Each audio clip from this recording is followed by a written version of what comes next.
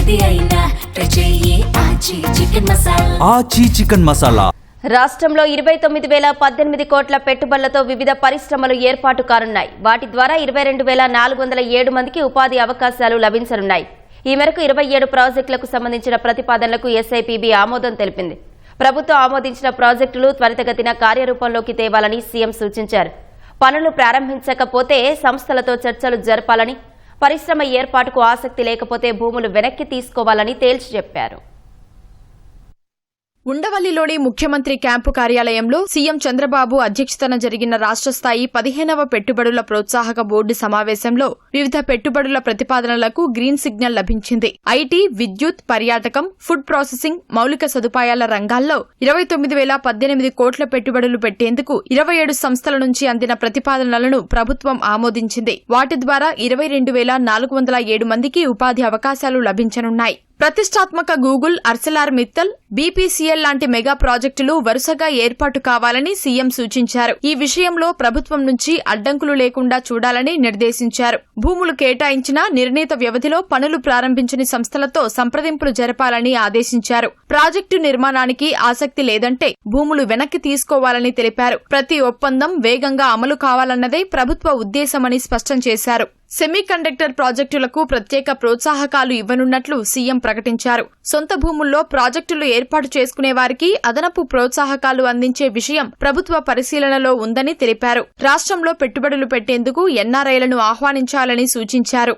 విశాఖకు భారత్ మండపం రాబోతుందని, దాన్ని ఐకానిక్ గా తీర్చిదిద్దేలా చూడాలని సీఎం దిశానిర్దేశం చేశారు. దేశంలోనే అత్యుత్తమ కన్వెన్షన్ సెంటర్ గా నిలవాలన్నారు. ప్రతి జిల్లాలో శిల్పారామాల ఏర్పాటుకు చర్యలు తీసుకోవాలని సూచించారు. కాకినాడ, ఏలూరు లాంటి ప్రాంతాలతో సహా రాష్ట్రంలో మరిన్ని హోటళ్లు, కన్వెన్షన్ సెంటర్లు రావాలన్నారు. విశాఖ, అమరావతి, తిరుపతి రీజియన్లుగా పర్యాటక రంగాన్ని ప్రోత్సహించాలని నిర్దేశించారు. సూర్యలంక, పోలవరం, పులికాట్, గండికోట, శ్రీశైలం, మదనపల్లె, హార్సిలీ హిల్స్ లాంటి క్లస్టర్లు ఏర్పాటు చేసి అక్కడ షాపింగ్ మాల్స్, హోటళ్లు ఏర్పాటు చేస్తే పర్యాటకుల్ని ఆకట్టుకోవచ్చని చెప్పారు. క్రీడానగరం, క్రియేటివ్ సిటీ ఎకోసిస్టమ్ లాంటివి నెలకొల్పాలని తెలిపారు. హెల్త్, టూరిజం గణనీయంగా పెరగాలని సూచించారు. హాస్పిటాలిటీలో డీమ్డ్ యూనివర్సిటీ లాంటి వాటిని ప్రోత్సహించాలన్నారు.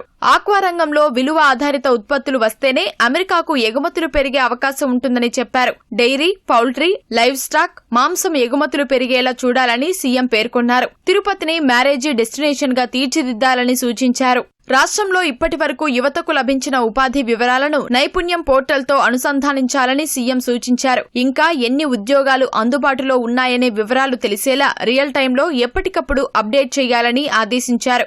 ఎస్ఐపిబి ఆమోదం తెలిపినవి విశాఖ భాగస్వామ్య సదస్సులో కుదుర్చుకున్న ఒప్పందాలకు సంబంధించి కార్యకలాపాలు ప్రారంభించే తేదీని స్పష్టంగా పేర్కొనాలని తెలిపారు. విజయవాడ, విశాఖ, తిరుపతిల్లో ఈవీ ఛార్జింగ్ కేంద్రాల ఏర్పాటుకు కార్యాచరణ చేపట్టాలని సూచించారు. తిరుపతి జిల్లాలో హెరిటేజ్ ఫుడ్స్ అంశం ప్రస్తావనకు వచ్చినప్పుడు సమావేశం నుంచి సీఎం చంద్రబాబు, మంత్రి లోకేష్ బయటకు వెళ్లిపోయారు.